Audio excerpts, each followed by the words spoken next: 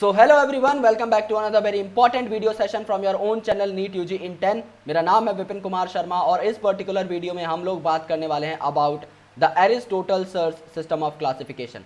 यानी एरिस्टोटल साहब जो कि फादर ऑफ बायोलॉजी हैं, फादर ऑफ जूलॉजी हैं, फादर ऑफ एम्ब्रियोलॉजी हैं।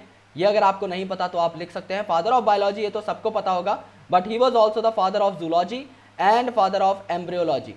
सो ये जो चीज़ें हैं आप लोग पर्टिकुलरली नोट कर सकते हैं इन योर बुक और सप्लीमेंट कर सकते हैं। सो एरिस्टोटल साहब ने पहला साइंटिफिक सिस्टम ऑफ क्लासिफिकेशन दिया था। लास्ट लेक्चर में we talked about the classification system based on uses, but here we will be talking about the scientific criteria to classify the organisms and the most first scientific criteria. So let's talk about it without wasting any more time.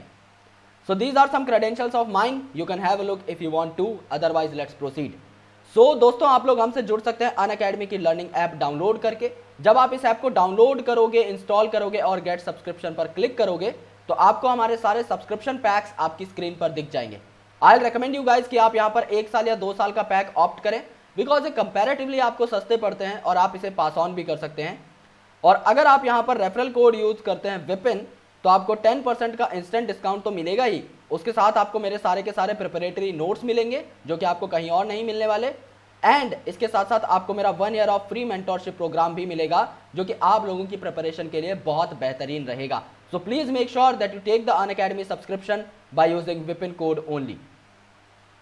Now दोस्तों बात करते हैं हमारे topic of consideration की, that is Aristotle साहब। Okay, so Aristotle साहब ने classification किस बेसिस पर दी वो आज हम देखने वाले हैं। First of all, it is the earliest attempt which was scientific. अगर कोई आपसे बोले सिर्फ अर्लीस्ट अटेम्प्ट तो क्या होगा? अगर किसी ने सिर्फ अर्लीस्ट बोला है तो यूजेस वाला अटेम्प्ट आपका अर्लीस्ट हो जाएगा, लेकिन यहां पर बोला है अर्लीस्ट साइंटिफिक अटेम्प्ट, तो आपका एरिस्टोटल साहब का अटेम्प्ट आपका फर्स्ट साइंटिफिक अटेम्प्ट था, because the attempt which was based on uses of different kind of things was non scientific in nature. Okay, so इस बात को हमें ध्यान में रखना है। Now how does the organisms are classified? Firstly Aristotle साहब ने बेसिक मॉर्फोलॉजिकल फीचर्स को ध्यान में रखा। ओके, बेसिक मॉर्फोलॉजिकल फीचर्स को, कि हाँ मुझे दिखाई क्या दे रहा है, मैं उस बेसिस पर चीजों को बांटूंगा। सो इन्होंने क्या कहा?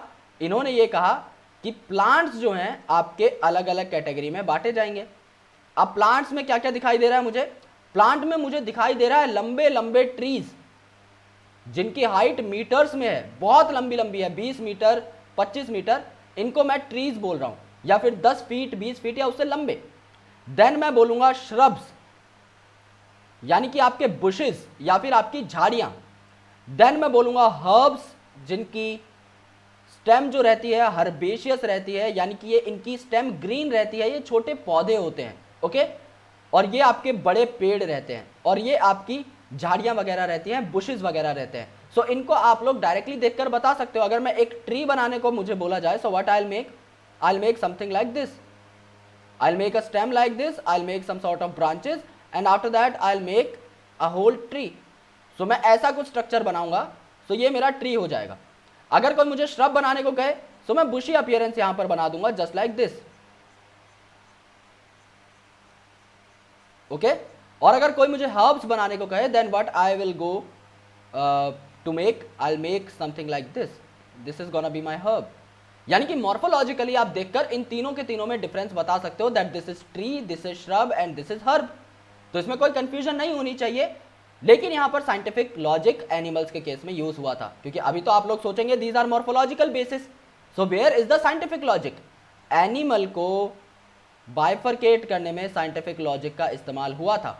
Here what he has done basically is, he has basically done the classification based on what? He has done the classification based on a very new thing, यानी कि ब्लड। इन्होंने बोला कि अगर रेड ब्लड आपका प्रेजेंट है, अगर red blood आपका प्रेजेंट है, तो इसे क्या बोला जाएगा? इनैमा।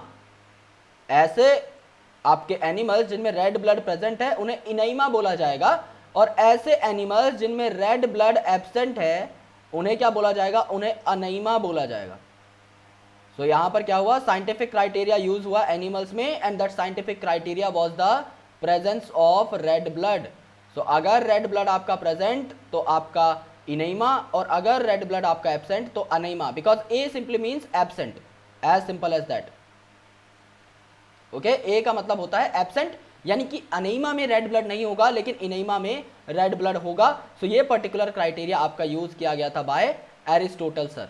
और इन्होंने प्लांट्स को 3 कैटेगरी में डिवाइड किया, हर्ब्स, श्रब्स एंड ट्रीज, और एनिमल्स को 2 पर्टिकुलर कैटेगरीज में डेवलप किया, that is your red blood containing animals and your non red blood containing animals.